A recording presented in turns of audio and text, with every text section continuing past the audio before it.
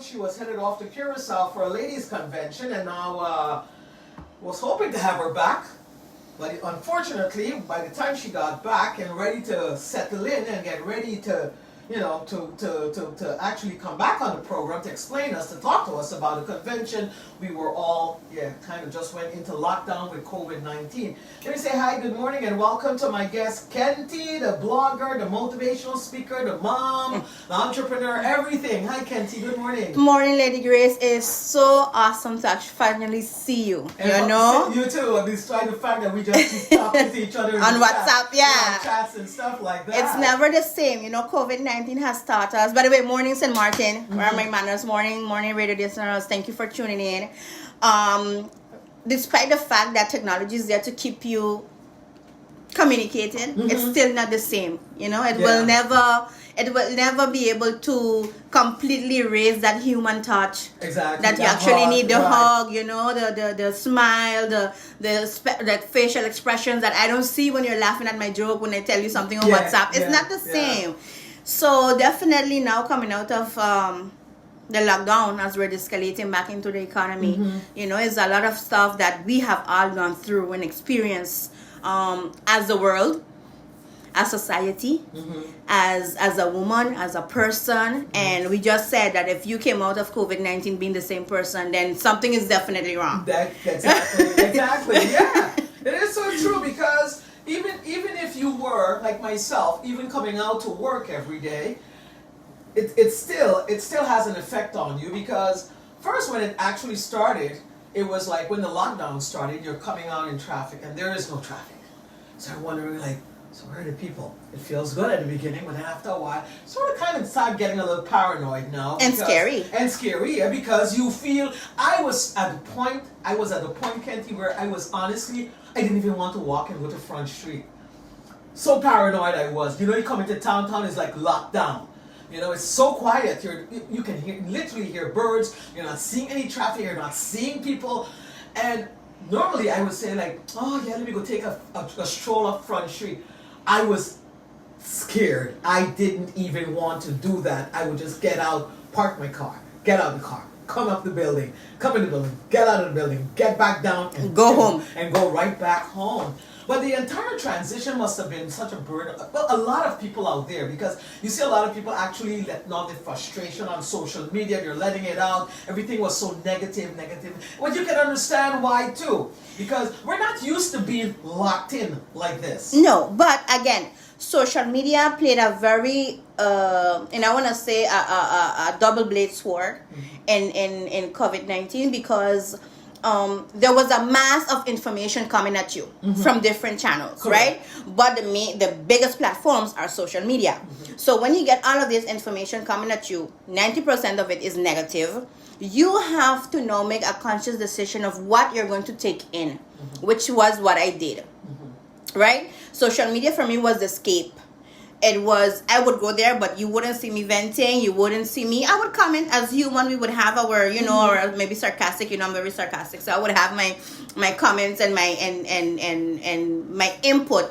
But I would try to stray away from the negativity, because all of that energy in the middle of a pandemic, emotionally, it drains you. That is true. Right? Yeah. So all of that information, and then also one article contradicted the other one. So you didn't know what to believe. You had to constantly be reaching out. I opted to only listen to our government officials and to one or two outlets, international outlets, and that was it. Anything out of that, I was like, no, I cannot follow 20 outlets, with different stories, because it's going to drive you crazy. Right. So that was really and truly my strategy in trying to, because you have to maintain yourself informed. You don't have no other means of communication. You're in, right? And that social media, that's why I say it was a double sword, because while a lot of people was using it for negativity, a lot of good also came out of it. Artists, entertainers, people got they got creative in terms of producing, right? What they were going to put out there, started businesses, followed courses, and we're going to probably talk a little bit about that later on as the interview progresses. But I'm just saying, COVID did a lot of good, and it also did a lot of bad. So either which way is a pandemic. We don't know when it's gonna get rid of it. The World Health Organization is saying we might never get rid of it. Right. You know, I mean, Until we find a vaccine, and Right. even then, it's not a guarantee. Mm-hmm. You know, I mean, it took influenza over 100 years before we could accept it you as go. a common flu. Now Yeah. it's just a flu. Oh, she has a flu. Mm-hmm. So when are we gonna get to that point that she just have corona? Yeah. You know? Saying that. Exactly. Saying that like Yeah. that, nonchalant. It took a while. We might not even be here by then. Maybe our third or fourth generations might, but we might not be here to actually experience that. when You they get know, over it, right. so we have to be very realistic that this is gonna be a long-term process. This is the new normal, and although it sounds cliche because the only thing that you're hearing, it is the new thing. Whether we want to accept it or not. What was the first thing that you told me this morning? Don't forget to walk with your mask. Yeah. And I'm like, girl, I'll forget my keys before I forget my mask. Yeah, exactly. And I mean, those are things that you wouldn't think about it before because, okay, yeah, you have a flu, you go into the radio station, you just make sure you keep your distance, but now it's serious. It's like, I could die. Yeah, you don't come in here without a mask. No, you have to come in here without sanitize. when you walk in. Which I did. Now, Right. automatically when you walk into a location, you're looking for the sanitation There you station. go. And if you don't see it, you ask. ask. You ask. Can you imagine that? So Right. all of these things that are now becoming part of society again Yeah. has taken some time, and there's no way that you can tell me that it's an easy transition because it cannot. We are everything that we knew as normal has changed, Yeah. right? Yeah. And it has changed for a long term.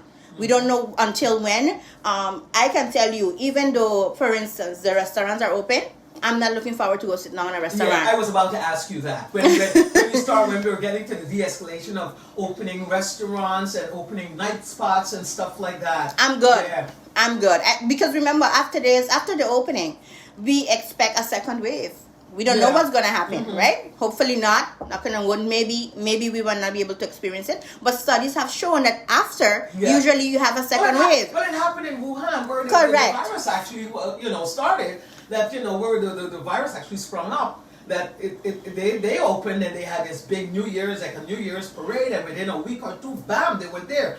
Other day also, I was saying Memorial Day weekend, for example, there were parties all over the place, and then you had a second wave in certain cities again because people were out partying at bars and swimming pools. And I remember I was saying this yesterday, where there was this one swimming pool, this pool party where they claimed that they were testing everyone's temperature and got into the party. But why then is it that still the CDC says people, you need to go and get tested because someone was tested positive for COVID-19, and that's the thing that is scaring me, that is really scaring me. I've gotten to a point and I tell people, don't touch, keep your distance. Hi, how you doing? Nice. And I've gotten used to that already. Imagine in a couple of 6-7 weeks. Yeah, because you know the thing is that in the beginning when you started seeing people coming, you had that drive to want to go touch, and then you would find yourself, you had to pull yourself back and say, oh no. But now I'm in a position, and I'm sure you two now, comfortable the fact that we just say hi, bye, Elbows, how you doing? feet. I don't even want to put elbow, nothing. Just don't touch.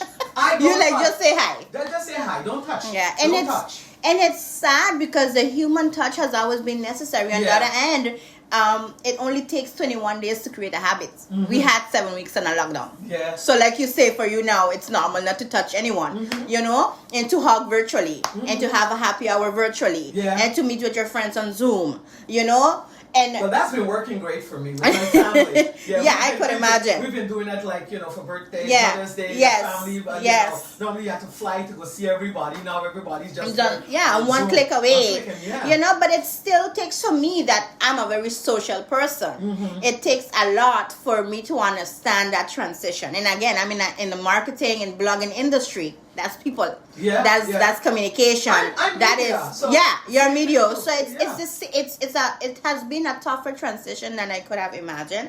But also different elements that were placed with that as well, because you're working remotely from home, right? You're working from home, but you're a mom.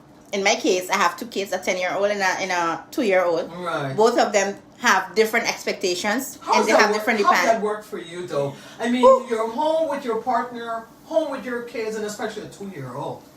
I mean, you're helping your son with his homework. You got to run after the baby. You got to take care of the husband. You gotta have a Zoom meeting. Right. That's literally And how work, it was. And work. work, because now you have to get up. You're like, okay, I have my working Did it put a schedule. strain on your relationship, though? Yes.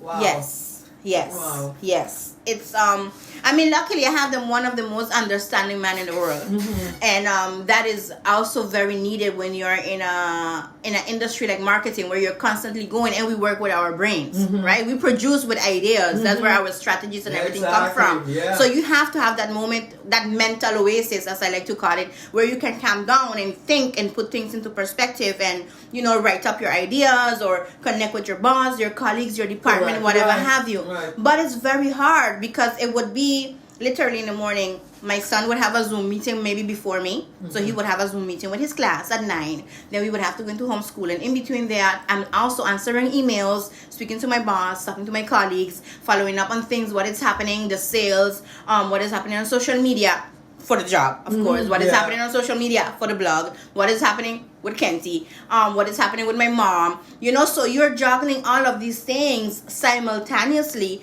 You don't want to forget your partner at home because he also needs attention. You understand? But now you guys are literally on top of each other for weeks. So that could get also very irritating and dangerous. At a certain point, I'm like, listen, just don't even talk to me. Wow. Yeah. Let's just have a moment, but it's normal. It's normal. Yeah. I don't want. It didn't mean that I didn't love him or he didn't love me. It just means that we needed some time apart. Space. So he would go in the room, or I would go in the room and just kind of shut down for an hour and try to just do Kenty things, and he would try to maybe study or whatever have you. The kids, that's a different ball game because how do we explain that to a 2-year-old? Yeah. He could care less about your schedule. Touch, want to move around, run around. They don't care. The big one, he's 10, so he can entertain himself. But the little one, and when it had Zoom meetings for work, I just had to have him with me. I said, guys, sorry, this is what it's going to be. This is the reality. I have to take him up, otherwise he's gonna start crying, and we won't be able to meet. And our suppliers and our partners, they were very understanding where that is concerned, because you're not working from home. You're trying to produce from home under very extraordinary circumstances. That is not working from home. Working from home is building an office space, having an area, having a schedule where your kids know, and your kids are at school and they come at 2. That is not what we're having. Yeah, and you're having it that everybody's home now. The thing also, one of the things that we also saw a lot of, Kenty, is that during the lockdown, is that there was a lot of violence at home, domestic violence. Like you're saying that, the relationship with you and your partner, which of course I've heard from some other people also, is that, and I also mentioned that, the old people always said that, knowing me is one thing, living with me is something totally different, that you really get to know who the person is because you're in lockdown with this person all 24/7. Definitely. 24 hours a day. But we also realized that during this lockdown, there was a lot of domestic violence occurring. And that had even halted the sale of alcohol. Yes, they put a ban on it because, of course, now you're in lockdown where you're an abuser, and and domestic abuse is something that it's still taboo in our society. A lot of people are not vocal about it. They're afraid. It's not as easy to determine the why the person is still there, because there are a lot of factors that play that, right? So now you're in lockdown with this person that abuses you. You have no escape. Maybe when they would go to work, you was home by yourself with the kids. You had that moment that he or she was not there, because abuse is it's not gender discriminatory. People, it happens both ways, male and female, right? But I'm thinking that really and truly at that moment, if you're in an abusive relationship, you're thinking, Christ, what do I do now? I'm locked in this situation for the next 6-7 weeks. Where do I go to? Because literally you couldn't move. There was no movement. Everything was shut down. The economy was down. And although yes, you may have had the support of, let's say, the authorities that you could have called and you could have maybe reached out and get some help, what are the chances that you're actually going to do that? Because when that happened and you trigger that abuser, and maybe they get confronted with the law and they maybe get whatever repercussions legally to them, what happens after? You still have to come home. Correct. Because maybe you have to stay home because you can't go out. You can't go out. So there's so many things that I could imagine happen during that lockdown if you are in an abusive relationship, and that you are literally praying for the day that you can go out. And at least, whether it's to work, if that is your escape, depending on what industry you're in, or you can reach out, maybe go to a family member, or whatever have you. I could not imagine what it is that a person would be going through mentally and emotionally, and especially if there are kids involved, which is usually the case. Yeah, exactly. It's traumatizing for the kids, especially because it's happening right there at home, Yes. where the kids are present. Yes, and where, I mean, I work in the alcohol industry as well, and I know that a lot of people were against the banning and saying, you know, well, domestic abuse is not going to change in 1 week. I get it. I got all of that. Whatever. However, the principle was not to give you an additional tool to become more aggressive and extend that abusiveness. However, in other cases, you could think, but if I don't get my alcohol, I'm going to become aggressive and beat you up regardless. So where do you find a balance? Because maybe for someone that needs alcohol to become an abuser was good, but what about that person that cannot live without the alcohol and still becomes an abuser? Exactly. You know, so it's very tough. It's very tough. Basically, it's like damn if you do, damn if you don't. Yes, pretty much. And it's of course the victim is the one that is going to feel it in whichever scenario you put it. Yeah. An abuser don't need alcohol to be abusive.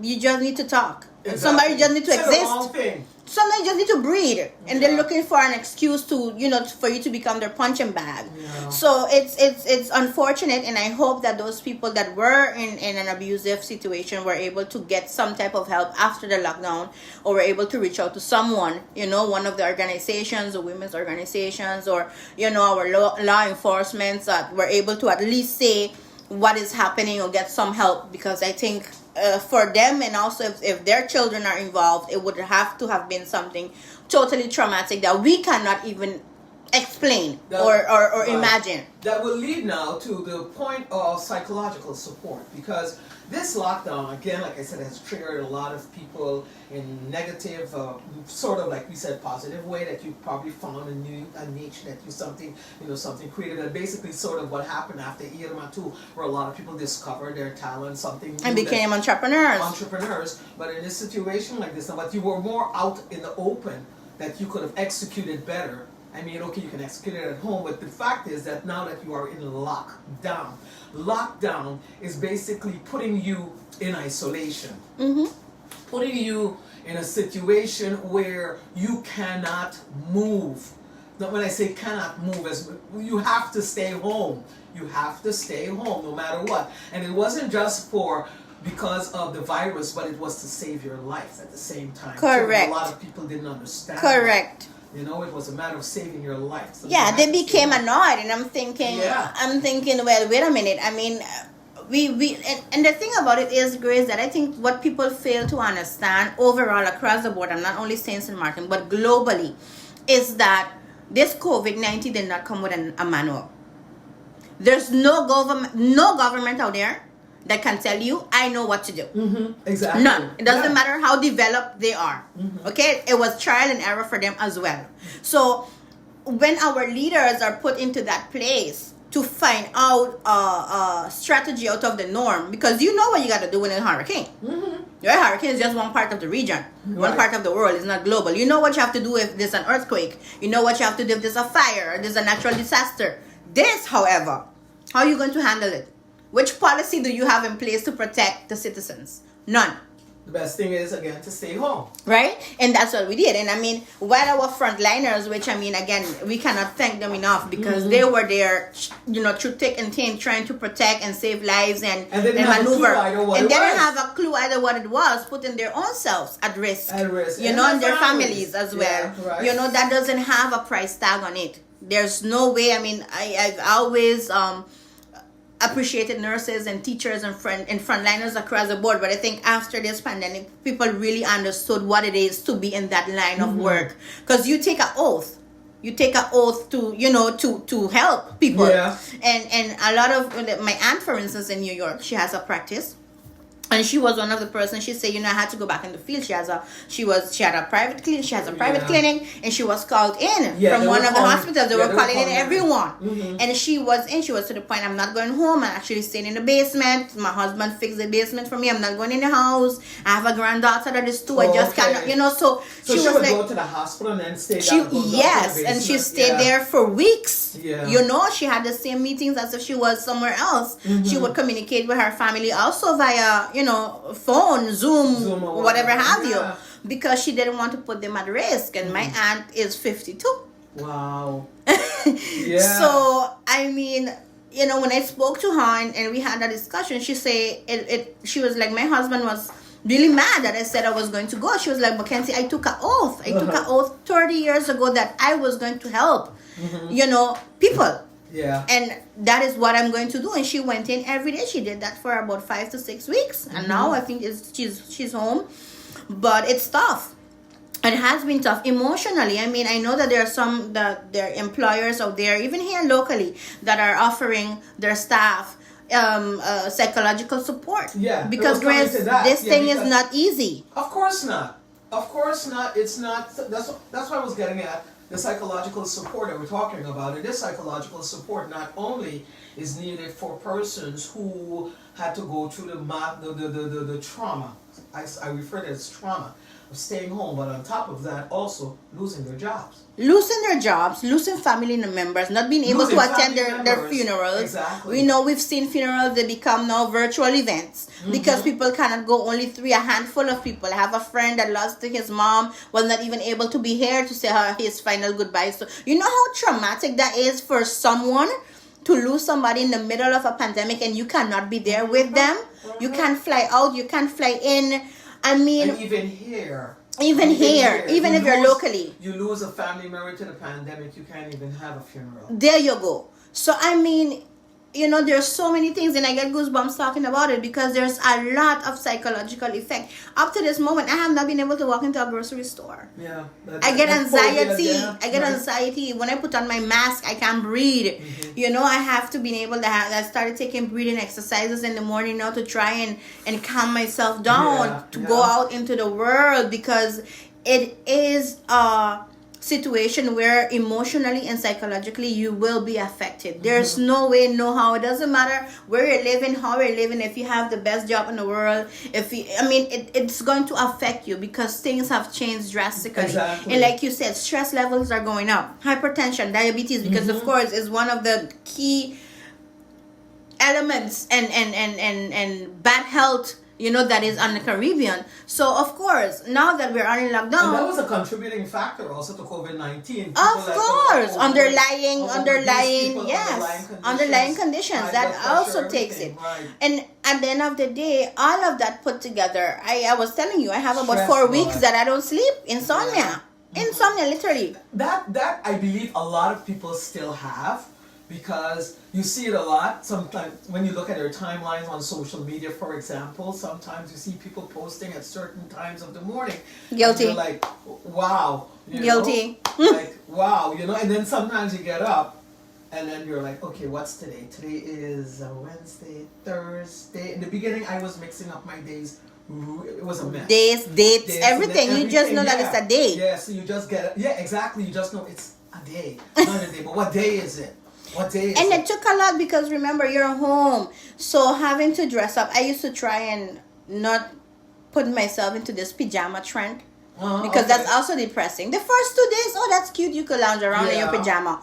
But Narmata, as the Dutch people say, Narmata, it gets longer. A longer time that you walking around in these PJs. Every day you get up in a pajama from 8 until, I don't know, 5, 6 o'clock. 5, 6, unless you have a Zoom meeting in between for work or that you have to get yourself together. So I have to train myself as well to get ready as if I'm going to the office, or at least as presentable as possible, because that also gives me a feeling of belonging and try to combat the despair that I was feeling.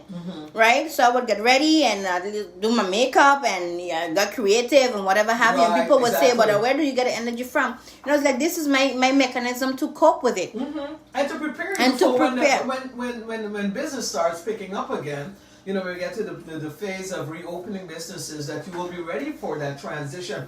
But we're talking about the de-escalating of COVID-19 here in St. Martin. What part of the de-escalating program have you more nervous? You're working in a wholesale business. You're working in a wholesale business. We're depending, radio people, all of the media houses, depending on not social media, but on advertising. And if we don't get businesses like your business back up and running, we're going to starve. Correct. We're going to starve.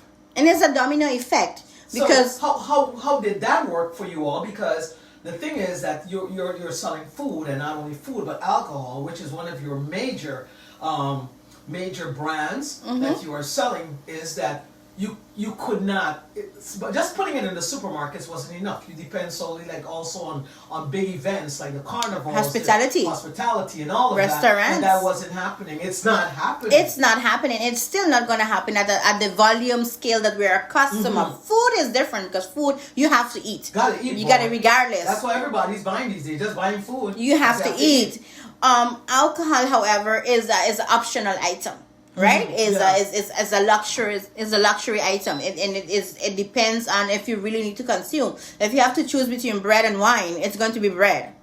It's that simple, right? Try to let her French wine. Try to let her French wine. But the precipice of it is that even for us during wholesale, I mean, remember suppliers around the world were not able to deal with the demand or lack of. So suppliers cut down budget. That's where you play in. For instance, we can pay you for advertising until a period of time. All of the advertising funds were frozen because people are like, we can't invest money. There's a lockdown, out of home advertising, social media. The only thing that was thriving was social media. Anything digital, anything that people could connect on that platform is where business were investing in their time, their creativity, try to connect to the consumer, direct consumer, because now B2B changed into virtual. You know? Yeah. So how are you going to implement that for a niche or a category in your business to still generate revenues? That is something very difficult, because now instead of teaching people about a brand and creating brand awareness, you have to teach them how to consume them at home. Yeah. And you cannot compare buying. When was the last time you bought a case of wine for your house? You rarely do that. You would buy 1 or 2 bottles of your favorite wines you have at home. True, yeah. A restaurant buy cases. Cases of wine. Exactly. Hotels, they buy cases of wine. They buy volume. So those are the volume drivers. So now you have to depend solely on residential consumption. If I buy a case of wine because I'm an alcoholic. Or you're having a party. A party, You know? Which we can't do anymore either for now. Exactly. So either which way, it has become something totally different. So although in the wholesale business, yes, we still struggle because you've seen that your sales has decreased. You've seen how much of a loss are we talking about here? Well, basically you would say more or less, because if you look at it, anywhere between 40 to 50%. Wow. Which is a lot. That is a lot. Which is a lot. That is a lot. You know, so I mean, and that is across the board, because when I read as well wholesale industry, the hotels and restaurants. Correct. Which is your volume. Remember, that's your volume driver, right? Yeah. Your nightclubs, your restaurants, your hotels. I mean, if you don't have the supermarkets, if you go on the shelf, the alcohol shelf hasn't moved. It's probably collecting dust there, because people pick up 1 or 2 bottles here to do things at home, but they focus on food. You know, so it's really, really, really detrimental to understand that you have to become very creative now in doing business in whichever industry you're in. Change the game now. You have to change the game. People think about think outside the box. There's no box. You have to smash those boxes. Whatever you thought that marketing was, it's not anymore. You have to constantly, now you have to not reinvent the wheel. You have to literally create a whole new wheel. Yeah, right. Exactly. A whole new thing, right? New segments. We done ride out that wheel. We ride it out. And we don't know. I mean, people are going to, the shopper behavior has also changed. Yeah. Right? Shopper behavior is changing, or has changed since COVID-19. It changed because, remember in the beginning, people were panic shopping. But now... Let's not get together about that toilet paper, please. The toilet paper, yeah. Let's stop talking about it, because nobody could really explain what they were buying. I still don't know. Yeah, but it has died down. That has died down. But we're down to shopping with not wants now, but needs. Correct. You know? And we've also seen an increase in prices at the supermarkets. And a lot of people are blaming the merchants. The retailer, actually, for the price increase. But people need to understand also that most of our food products are actually imported from the U.S. Price on beef. Remember when they started the argument about, oh, my eggs so expensive? Because prices on eggs went up I think it was about 3 or 4% in the U.S. So now it's beef and meat. And added port, all of that added to that too. Because there's a lot of the plants as well in the US are shutting down, because of COVID-19 regulations. People are found with infected. They have to shut it down. They have to destroy. I mean, in Holland, the amount of loss that was in, for instance, in potatoes. Farmers had a multi-billion loss of potatoes. Destroyed flowers destroyed all the flowers. Milk, cheese, because it was just they were not able to sell it. Everything was on lockdown, and who consume more patat than Holland? I don't think there's another country that consumes more patat than Holland. So I mean, we just have to be realistic. Everybody has had a loss. You cannot tell me that you have not. You have had a loss in your business. One way or the other, right? There's other industries that are thriving. Technology. Gadgets, if you're in that niche, of course, then you're making money. They got to that point where now that a lot of businesses, not only in the US but in Holland, also in Europe, actually, that we see that some businesses have resorted to, this is working from home, it's working perfectly. Nobody has to come in the office anymore. Let's continue doing this. Yes, Google is going to have people working from home forever. Twitter. I mean, there's a lot of companies also, but what has really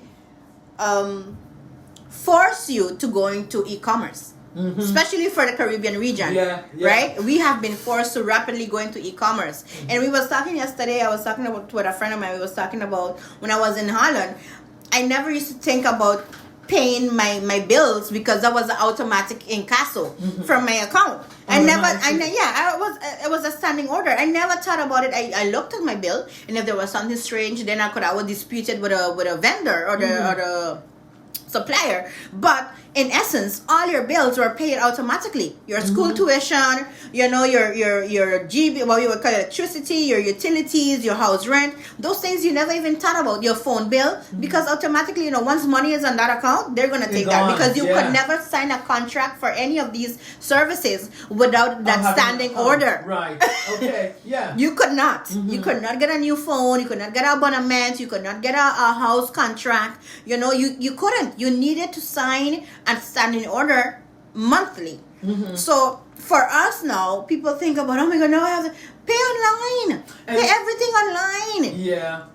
And yes, people are going to say yes, but not everybody has internet access. I'm going to tell you something. In 2000, when I was in Holland and we did the transition from guilder to euro, and at the same time we also went into the internet banking. I don't know if you remember. I was when they transitioned. Because I know you the euro, from the guilder to the euro. Oh, gosh. Okay, remember the mess. Total chaos.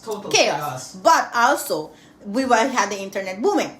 So when we transfer into everything banking, remember the ABN, what they would do, in banks overall, but I remember ABN because that was one of the key banks at the point. Right. Yeah. And what they would do is they would give incentives, and they would educate the seniors, and they would actually penalize you if you were coming to the bank to do something that you could have done online. So when people start to feel that in their pocket, they was like, wait a minute, I could do this, because every transaction I remember it was 15 euros.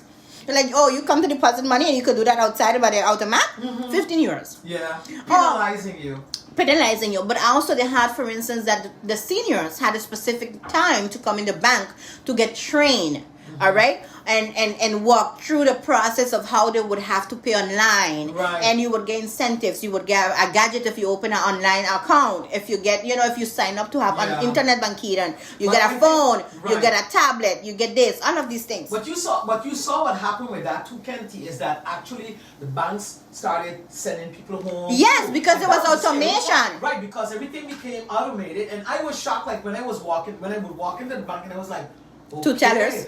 Two tellers, and what are you there for? So one would tell you like, okay, you can do so and so, or if you wanted to apply for a mortgage, that's all they had. Anything else, you gotta go to the ATM. They send you straight to the ATM. Yes, they did. You coming in here, they just took away all the counters, the teller counters, everything. They just clear out all the banks. And the dangerous thing about that is right here in St. Martin, it solves all fines, good and dandy. Yes, to get people go and do all the business online, which I probably do, but a lot of people still are not tech savvy or don't want to because they don't trust the system. They don't trust the system either, and that's what I think. The processing as well. I think they want to. The processing takes a lot longer. Yes. Whereas, if we had, and let me just say this because it's a fact, shoot me in the leg if you want to, and not in the mouth because I want to continue anyhow. We're going to shoot me in the mouth. I still try to find a way to get the message out. But if we have a more stable internet service, honestly, I think it would work perfectly, because you keep hearing from a lot of the teachers and parents, for example, who are saying, "Yeah, my kids are getting online schooling, but the internet keeps cutting off all the time, and it's slowing down." Oh yes, we're struggling. So we're struggling. We're struggling. We're struggling. If we could get beyond that, to just get our internet service stable, I think we have a better A lot chance. of people, but I think because of that, a lot of people that I know personally are telling me that they don't want to go do online banking because of that, the mere fact that the internet isn't stable. That is one factor. And I'm sure they know that. That is one factor. That is one factor. I think the other factor would be education. That too. You also have to educate your consumer But into then that don't forget transition. employees also, because once you start going into that, you start to send people home too. Yes, but you have to. Because you don't need them. You don't need them. So you will have to find a restructuring within your bank to. Banks send home institutions, financial institutions send restructure all the time, even without the automation part of it, right? They know how to do it. They know how to do it. They've been in the business for a very long time, So yes, those are factors that definitely make it a challenge, especially in the Caribbean, right? But when I go, for instance, Curacao, where internet is much more stable. Try Aruba. And much more stable than what it is here. In Curacao, for instance, you have retailers that are accepting payment with bitcoins, cryptocurrency. Look at that. We're that far already. I see that the tourist office had a whole virtual summit. I want to get to the point that I can just take a picture of a check and then send it to the bank. Right? when are we gonna get that? No, but actually, check. Get to that. No, that's another thing. I'm just saying, because in America it's very popular. People that you could just scan, or just even get into the supermarket and just using your phone to scan, and your barcode, your QR code, all of that. Self-checkout and all of that stuff. We still gotta get to that too. We gotta get to that, but we have to think about the cashiers that will lose their jobs. So that's the problem. The banking too. That's what I'm saying with the banking. When we get to that stage, and that's what I'm saying, you got options. For example, in Halloween, you got Botano, and you went to the supermarkets. You got options to self-checker. You know, to check out for yourself. You just scan the barcode, everything, and then you get swipe out. You don't want to be stuck in that line. But again, it's going to come at a price, and then you don't want to be sending people home, because especially in a time like now, to where we see that a lot of people are losing jobs, can't afford to. In the States alone, we have 22 million people without a job. 23. Oh, 23. 23? It's 23 now. Okay, it's there you go. 23 million. Last time I told it was 30 million. Okay. It was about 30 million. So 30 million. A few weeks ago. Okay. A few weeks ago, I thought it was at 30 million people were jobless now. Okay, so imagine, and we who are so dependent on the U.S. economy, that means that there are 30 million people that will not be able to plan a vacation. Okay, because they don't know where the next paycheck, they don't know where the next meal is going to come from. And yes, you might have a stimulus plan, but you have a stimulus plan, you have a support. It is not a support for you to go on vacation, it's a support for you to live, for you to survive until whatever this is calms down or disappears. At the end of the day, there's pros and cons in everything that you do. The automation has its pros, it has its cons. The internet has its pros, it has its cons. I think what people fail to realize too is that in changes and transition, people will make mistakes. There will be failures. Just like when the retailers here started to deliver. Oh my God, what a fiasco on social media. I ordered 3 days ago and I haven't gotten my order. People, do you know that Albertine, that has been doing e-commerce for over 20 years, was giving people a waiting period of 2 weeks? I'm talking about Albertine. Wow. So you wait and you order. You order, and they will tell you your waiting period is about 2 weeks. Wow. Okay. So make sure that you have food home to last you over for that.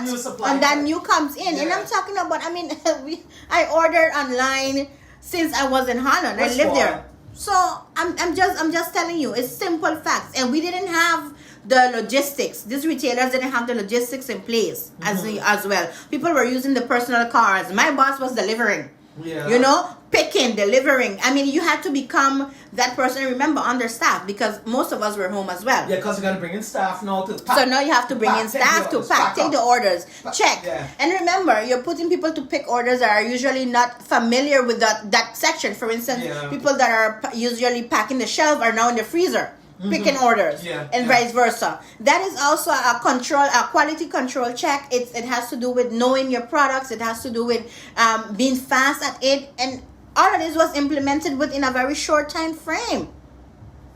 Change, transition, new implementations, and I think that people were not patient. No. People were not patient. I think the frustration came from being at home. That's where the frustration came from. Because you're uneasy, you're jittery, you're annoyed. Like, hurry up and bring it now, because I could have done it better if I could have just go to the supermarket and get it myself. But you cannot. That's not the option. That's what I'm saying. That's the frustration that's getting to you, because you want it then and there. But it just can't happen. And some people understood it and some people couldn't. The majority didn't. But I think we have also lost being just showing empathy. You know, we as a society, we have lost that of just being human and just showing understanding for even to the person that takes care of cleaning. She too has a family. She too has to do groceries. You know, so everybody has to put their little grain of salt, as we say, to try and make this thing happen. But we all don't want to work. It's that everybody wants to go to heaven, but nobody wants to die. Exactly. It's a little difficult. It's a little difficult, you know. So I'm just saying, people in transition and changes, and it's human. It's human nature. We don't adapt well to changes, especially the Caribbean. It's not something that we're not forthcoming with change. It's not part of our culture to accept, embrace change in a fast pace. And when we had all of these retailers biting their head and trying to figure out, okay, how am I going? Because remember, they're also trying to keep their business afloat. Correct. So telling you not to be able to deliver an order is a loss of sales. So they need to be able to generate it, but they needed the know-how. So where COVID had all of these challenges, the good thing is that it pushed business to be e-commerce minded and to understand. And I think right now, Grace, even when the economy opens, I think people are still going to continue to order the stuff online. There are still people who are not coming out, and they will tell you, no, I'm not risking that in my life to come out there because I still don't feel safe. Correct. And again, the part is that you're scared, and you don't want to scare people, but the thing is that when we do reopen businesses, we're at the scale now. I think we're going into phase 3. Phase 3, correct. By June 15, we should be done.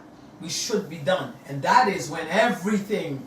That is when you're going to see it. That's when you're going to see it, and this is where. And again, like I said, how do you control when you go to?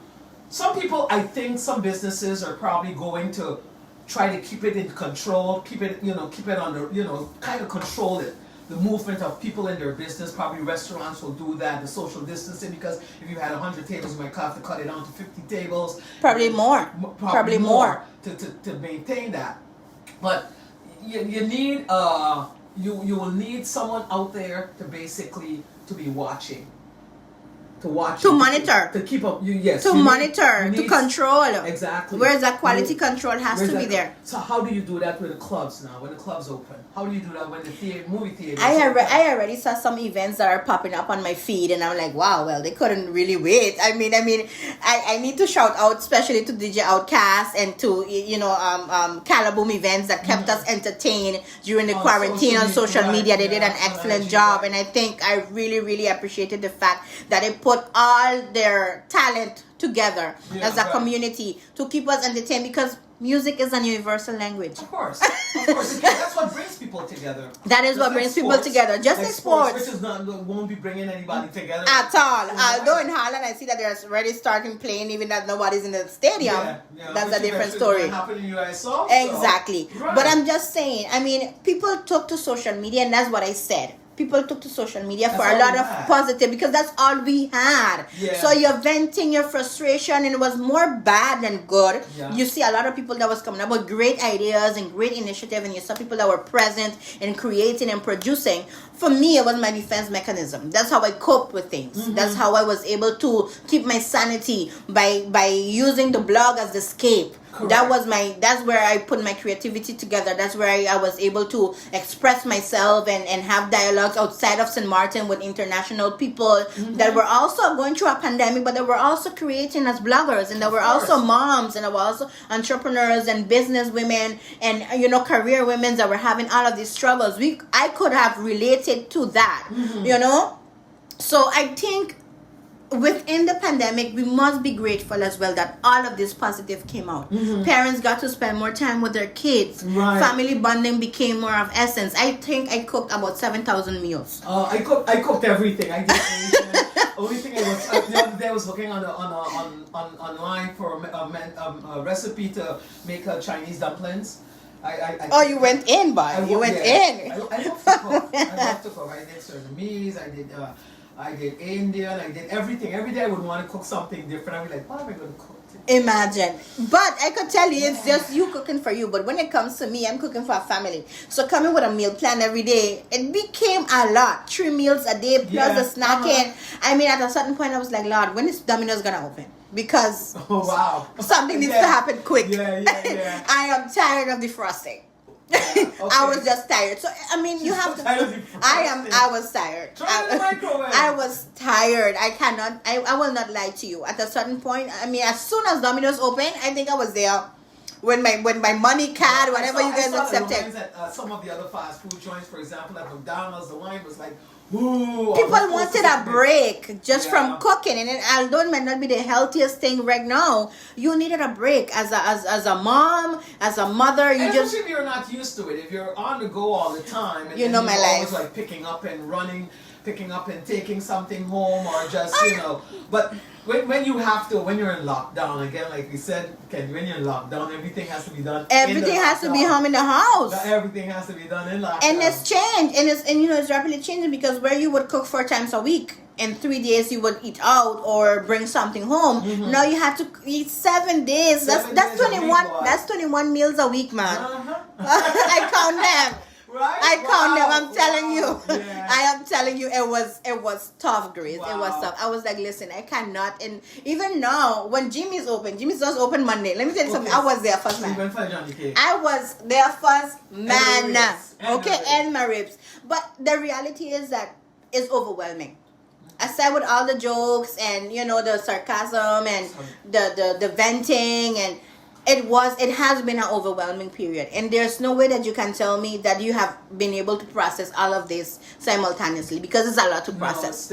It's a lot to process. We're still processing as we go. We have the school kids. I mean, my kids will be going to school. Your kids are going to school? No. Okay. I've heard a lot of parents say no. The Catholic school board decided that there will be no more school for the remaining of the year. Oh, okay. And they're gonna base their qualification, their ciphers, so their grades will be based on what they have done during this lockdown and online, and the first and second trimester, which are heavier than the third, because the third trimester is always short. You have the Easter vacation, you have Carnival, and you have May, June, and then you're done. So, and I must commend the teachers as well. Also will be issued online. Presented online. They will present it. I had for Keon's second report, we had a meeting. And we went through, what needed to improve, what he was really good at. I mean, he had an excellent report. I was actually very happy. So that's all the Catholic schools will be down. Yes. The new school year. Yes. I believe the Mac school also took that decision to not to send it. Because it's not. You listen. Don't want to run that risk. Not only that, Grace. There's a lot of stuff that has to be put in place as an educational institution before you could welcome those kids in, right? And that means that's investments. Money has to come from somewhere. Right? We're already struggling as it is as a society with funding and whatever have you. The schools need to be prepared. Correct. Investments have to go in. Social distancing. How are you going to explain? For instance, the older kids could understand, but the little ones, how are you going to explain that they can't play and touch each other and stuff like that? That comes from home. Now you have to instill that in your children again. For instance, I told Keon last week, I said, do you want to go to the beach on a weekend? Do you want to go to the beach? He was like, he looked at me, he watched me. but actually it means that I can't play with no one, right? I was like, well, no. Yeah. He's like, well, that don't make no sense. What am I going to the beach for? Yeah. I'll just stay home. Yeah. You know, because he wants to go to the beach, but he wants to go with some friends, Yeah, or he but wants his to go. friends with He wants to him. be able to play if he sees somebody on the beach, and he cannot because you're supposed to maintain social distancing. Yeah. So again, having this talk with your children, and do not underestimate your children because they're like sponges and they're so smart and intelligent, and they take everything in, the good, the bad, and the ugly. So that's They see again the everything and They negativity. hear everything. So They hear yeah. everything. So I was very conscious of what I put out in my household because of my son, and because I know that he absorbs everything. Yeah. You know, when you think that he's watching his tablet, he's actually listening to you, to what you're saying and how you're saying it. So I try to really and truly run from being that negative around them. You're human, so you're gonna have your breakdown moments. I had breakdown moments. I locked myself in the bathroom and I cried, Grace. Wow. That's just real. Yeah, That's just real because you needed to let it out. Let it out. You needed to let it out. Lock yourself in the bathroom, and my partner would be okay. You need a moment, and I would cry it out and cry it out, and I'll come back out. I'll wipe my tears. I've heard people talk about that You they have had to their do moments. it. Yes. They had their moments. Yeah, I had numerous meltdown, and that's just being very realistic. It doesn't make you any less human. You know, it doesn't mean that you love your kids any less. Yeah. It doesn't mean that you don't care for your family any less. It just means that at that moment you needed those 5-10 minutes to let it all out. You need to let it out somewhere, right? So I think pandemic Don't keep has it been all quite an bottled up. experience. Don't keep it all bottled up. Don't, because it's gonna do you more damage than good. Yeah. And again, reach out to someone. The Mental Foundation has been doing a very good job as well, putting things out there, letting people know that they can reach out to them, that they have the phone line open, that they can call, because sometimes you need to speak to someone. I mean, we speak to our friends, but they're not equipped. They're Yeah. just our friends, so they cannot be objective. Yeah, exactly. I like that. That's true. That's true. Even though they are, it's still not objective enough. No, it's not objective enough. You know, sometimes your friends tell you what you want to hear, and I like that tough love. You know, don't tell me what I want to hear. Tell me what I need to hear. Right. So it's tough. It's been tough. It's been tough, and I commend the women, the parents, the fathers that stepped up. You know, that were able to support the wives and their partners and step up to the plate and understand that these were extraordinary times and circumstances. And more times to come. And more times to come because it's not over. Yeah. It's not over. Because the thing is, what do you do now with the people? We only have a few minutes left. The people who have lost their jobs, what happens now? Because a lot of people, businesses will be downsizing until they can sort of like catch their breath again, and then probably be again to start employing Building people, back. building back up. And this is like a sort of like a different hurricane that we're experiencing here. You know. Oh my God, you said Hurricane Grace. We have a few minutes and we will be into hurricane season. A few more days. Yeah. And we're going into hurricane. You know, that's another anxiety. Well, you know, it is, but we know what? Listen, we've been there. We've never been here. We've Very been true. there, we've never been here. But now we have a combination of. That's the problem. Well, we have a combination where we go straight from pandemic but we know what lockdown. both of them are. Well, yeah, now, Well, yes. how How do you combine them? Because remember, while during pandemic you had connection and activity and you had internet and you had everything, during hurricane, all of that can be taken away in seconds. Because if we have a bad hurricane, and we will not, I am claiming it. Okay, good. We will not have no hurricane. That could be taken away from you as well, and that is part of keeping your sanity as it is, right? So I don't know, Grace. I know this is a bumpy ride. Have faith. Keep praying. Have faith. Keep praying. Hold on to something. Hold on to hope. Exactly. Right now, I think everyone needs to feel hopeful, and that's why I tell companies as well. As much as you want to sell a product, be mindful and be empathic. You know, Yes. be show some empathy Some to the people. empathy towards the people. Yes, exactly. remind them. And not only that, but just not just say it, but show it. Show it. Because these are the people that actually came out to work every day to help your business grow. You know, And survive. and survive. And survive. Until, So you know, until the fact that you went into the lockdown, and no matter what, I mean, think about them. Think about them because these people have families too. Think about You know? it. Show empathy. I didn't like I don't like the fact that a lot of people just use COVID-19 as an excuse to fire people. Which is, You know? I mean, I've heard some horror stories out there. I'm sure you have as well. Yeah. Some horrific stories out there of employers just taking advantage of, the situation. Paying them And nothing for the time that they've worked. correct, Yeah. correct. And after you give a company X amount of years, for them to just turn it back and say, this is it because of Yeah. COVID-19, that's also, I think, is inhumane. A friend of mine in Holland called me this morning. We were chatting, and he said to me, I was laid off from my job, and he said, what the thing is that I was laid off from my job, and my girlfriend always told me never give 100% of your time to your job, and he said this is a perfect example of that. He said I gave my all for my job. He said I was always there whenever they needed me. He said I was out there tired, and he said cases for that. I gone. Yeah, they sent Just me. that's They it. send me home, Yeah, because they told him and they worked in the Hortica, so he told me they're not renewing this contract. Anybody in contracts, they're not renewing this contract. So, yeah, he said his girlfriend told him that. And yeah, it happens. But Kenty, thank you. Thank you. Always great Thank to have you. you here. Thank you. Thank Anything you. else you'd like to share before we wrap it up? No, I just want to I want to tell the people to remain hopeful and put yourself, try to stay away from the negative. Try to hold on to as much positive influence that you have in your life. Everything is not pink and roses and butterflies, especially not during a pandemic and during an economic crisis, which we have right now. But try to hold on to something that is going to maintain you positive. Whether it's your children, whether it's a hobby. I see a lot of people picking up gardening. I cannot plant nothing. Or you To save don't my know love. unless you try. Did you try? Just see, I don't have to try. I always used to plant. Oh, no. My mom is great. She has great fingers. Those are the iguanas and the birds usually just feast on my fruit. So on my labor, but it doesn't stop me. So I just added a few more things now. I'm trying to plant potatoes. I've never really planted potatoes before, so I'm trying that right now. But all the other stuff, I have potatoes, I have peppers, I have figs, bananas. Nice. We need to try something. So a lot of people have picked up new hobbies. They have discovered new talents. But it's good. It's good. Mental relaxation. Mental relaxation too.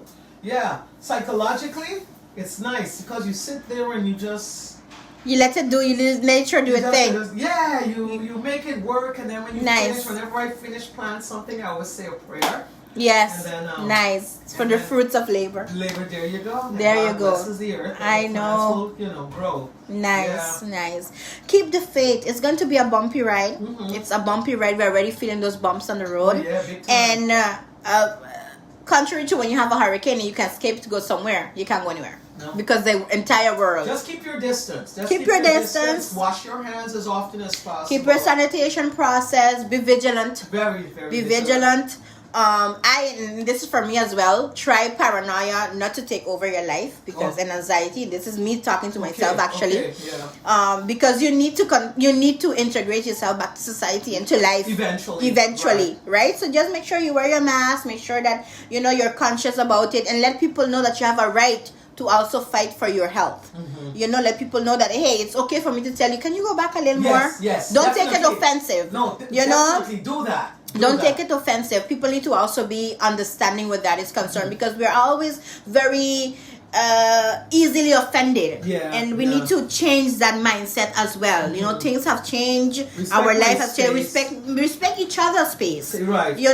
It's harder than we think, but the more you do it, the more comfortable you'll be doing it, and it will become the norm, become the habit. Because this will be the new norm eventually. Yeah. And some people don't like to hear that, but that's what it is. That is what it is. Right. So thank you, St. Martin, for listening. Thank you, Lady Grace, for inviting me in. Always a pleasure. Always nice to have you, Kenty. So it was nice catching up and having this little chit chat. Great. So thank you. Love you. Same here. Okay. We cannot hug, so No. All right, but anyhow, radio listeners, thank you all too for listening, and it's been a pleasure having you all here with us.